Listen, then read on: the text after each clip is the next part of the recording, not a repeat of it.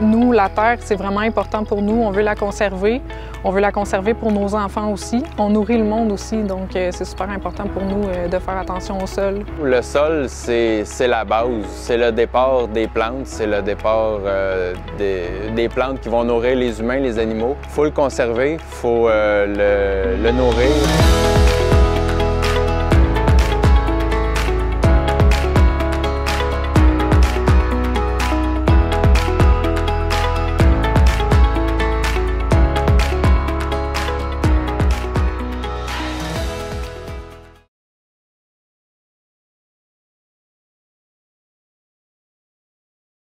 Le terrain ici, c'est un défi car c'est très vallonneux, c'est très rocailleux aussi. Il y a plusieurs types de sols dans le même champ. Donc c'est ça, c'est difficile des fois avec les équipements. Là, ça prend différents types d'équipements, mais nous, c'est dans le même champ. Fait qu'il faut vraiment s'adapter. Il y a certains endroits qui a de la pente un peu plus.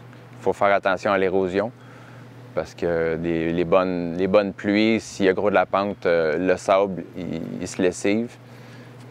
C'est pour ça qu'on a essayé d'adapter le plus possible là, des méthodes pour réduire les risques. À l'automne, après la batteuse, on ne touche plus à rien. On laisse ça comme ça, on laisse les résidus en surface. On va travailler juste au printemps en bande. C'est vraiment 2 bandes, là, mais sur le champ. Donc, on a 14 pouces de travaillé qui va servir à semer la culture et 16 pouces qui n'est pas travaillé, qui va être les résidus, qui va servir à rouler, dans le fond, avec l'équipement. Fait que les résidus de récolte de l'année passée, ils restent à la surface, que c'est de l'alimentation pour les vers de terre. Puis, ça maintient la structure aussi. S'il y a une pluie tôt au printemps, il y a une zone, la moitié du champ, la bande qui n'est pas travaillée, reste solide en cas d'érosion. C'est comme un peu un compromis entre le semi-direct et la régie conventionnelle. C'est sûr qu'ici, c'est un défi aussi. Les unités thermiques sont plus basses, il fait plus froid. Donc, un semi-direct au printemps, c'est plus difficile. La germination n'est pas bonne parce qu'il fait plus froid. Donc, dans le fond, c'est mon chum puis mon beau-père qui ont construit cette machine, dans le fond, pour le travail en bande parce qu'ils en vendent aussi, mais les modèles étaient moins adaptés là, à notre réalité ici. Ce qu'on a pris, c'est une dent de cultivateur qui a 2 roulettes derrière qui fait presque un petit bouton, une petite butte, puis un rouleau émoteur pour avoir un lit de semence uniforme. La semeuse va passer exactement dans ces bandes-là, puis le tracteur va rouler dans la bande pas travaillée. On évite la compaction du lit de semence, là, puis les machines passent tout le temps dans la bande qui n'est pas travaillée. C'est important de travailler le moins possible le sol. C'est sûr qu'il y a des questions plus techniques, là, comme utiliser moins de carburant, dans le fond, moins sortir de roches et tout ça. Mais c'est sûr que pour le sol en tant que tel, conserver le sol, les micro-organismes qu'il y a dans le sol, il faut le perturber le moins possible. Donc, c'est pour ça qu'on essaye de travailler le moins possible le sol. Les vers de terre travaillent pour nous, il faut en prendre soin.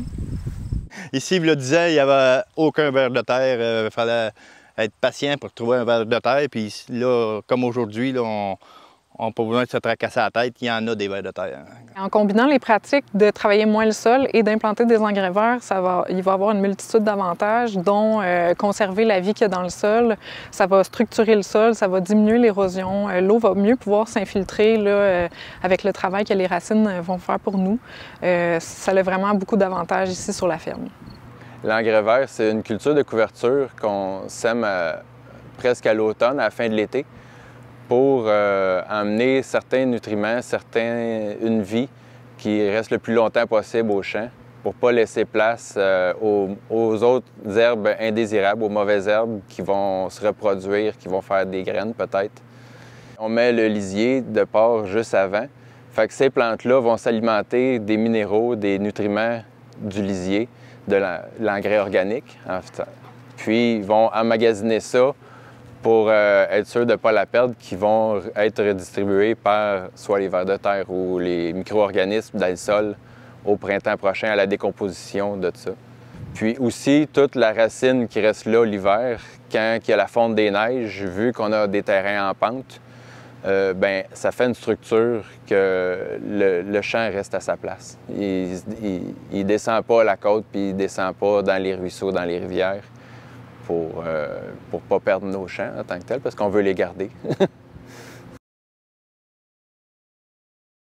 C'est sûr, en tant qu'entreprise, on veut produire des produits de qualité, mais dans le respect de l'environnement. C'est la base. Là. Dans le fond, nous, on veut conserver nos sols, on est attaché à nos terres, c'est très important pour nous. La rentabilité, c'est sur du long terme. On essaie des affaires, on bricole des choses pour que ça coûte peut-être moins cher. Puis on essaie des choses dans le champ aussi. On fait des tests que l'année prochaine, on ne verra pas de retour d'investissement là. Mais dans 5 ans, dans 10 ans, si la structure s'est améliorée, si tu n'as pas perdu le champ dans l'érosion, sur 20 ans, sur 30 ans, ça va revenir.